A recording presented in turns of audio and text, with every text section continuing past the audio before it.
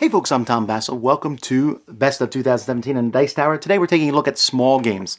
I always do this each year because I think it's important to look at smaller games because they often don't make the top 10s or even the top 20s.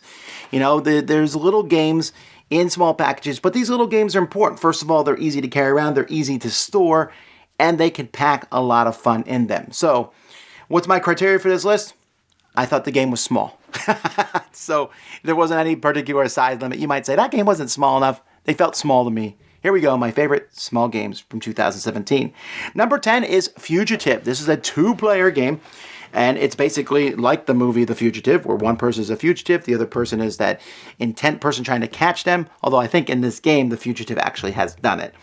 And the fugitive is running. It's a deduction game. They're running from card to card, and the other player is trying to guess where they're at. And so you're watching them move, and you're one step behind, and you're just trying to catch up faster and faster and get them. It's a really tense back-and-forth two-player game with really just stupendous art. Fugitive. Number 9 is Secrets. Secrets is not as strategic as Fugitive. It's more of a silly game in which some players are communists, some are Americans, I guess, or I don't know what the opposite of communist is, and then some are hippies. Maybe that's the opposite of communist. Anyway, you each have your own agenda. You are playing cards. You want your team to win. Cards will give you points. They also give you special abilities, but there's also cards that can make you bust. Your allegiance can change throughout the course of the game. It has really high quality components, but it's also very, very silly.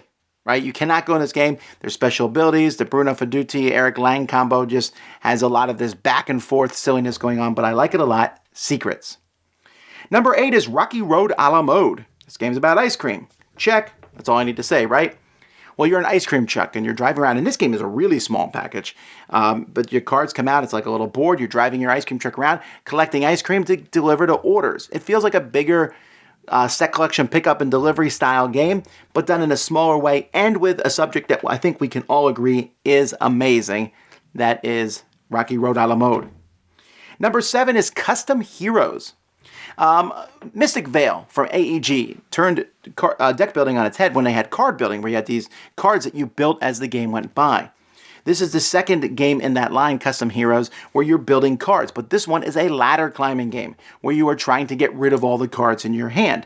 And so some cards will allow you to get rid of them faster. And as the game goes by, you're customizing cards. And there's cards that are like a 15 now instead of just 1 through 10. And there's cards that are count as 2 of that card.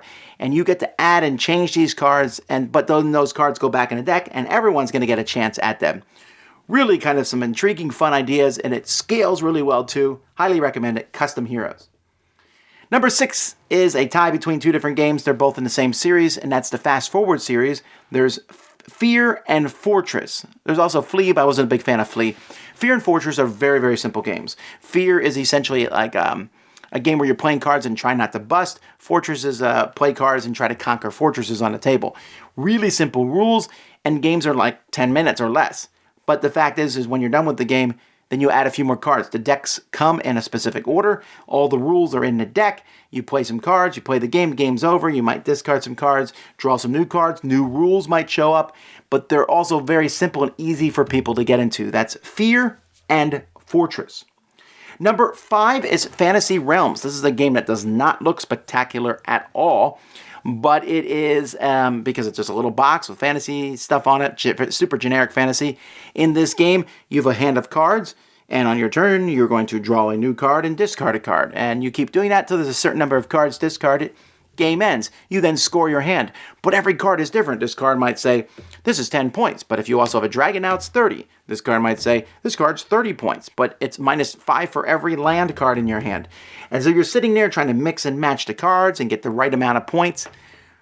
I really enjoy this, and it's gone over well every time I've played it. That's Fantasy Realms. You spend longer time scoring than playing, but it still makes it fun. Number 4 is CV Pocket. This is Civilizations, and where they take a little small... the Civilizations was the original game. Now they put it in just a deck of cards. That's really it. You're basically drafting these cards to build your best civilization, get points. They did it. It's a really clever way. The cards give various points. It feels like a bigger drafter game condensed down into a small package. Highly recommend it. CV Pocket. Number 3 is Mintworks. This game comes in a little mint tin, actually. And when you open it, there's little white discs that look like mints. But it's actually a little worker placement game. You're trying to get points by placing these little workers out on the cards, and the cards are even different from the game to game. They're game per ratio of stuff in it. This is one of the best ones out there. There's just a lot going on, and you get, sometimes it feels like you're playing, I guess it never feels like you're playing a huge game, right? You always know you're playing a small game. But like I said, it's a lot in there, and that little mint tin you can carry anywhere. Number 2 is Cat Lady. Cat Lady is a drafting game, and there's a grid of 3x3 cat cards on the table, and you take a whole row or a whole column and add those to your hand, and then that's it. At the end of the game, you're going to get points for cats if you can feed them. So hopefully you got cards that gave you food.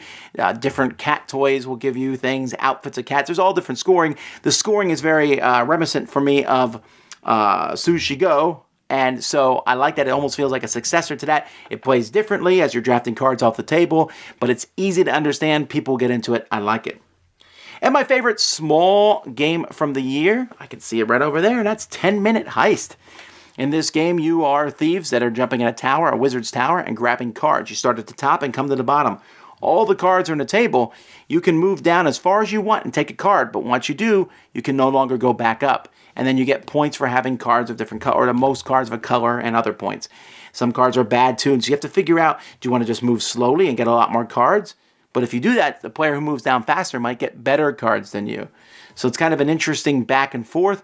A lot of fun. It's fast. 10-Minute Heist is actually correct. It does take about 10 minutes to play. Recommend it. My favorite small game from the year. I'm sure, though, there's a lot that I missed. Tell me what I did. What did I miss? Write it in the comments or tell me where I'm wrong or right. Anyway, until next time, I'm Tom Vasel, and you've been watching Best of 2017 on the Dice Tower.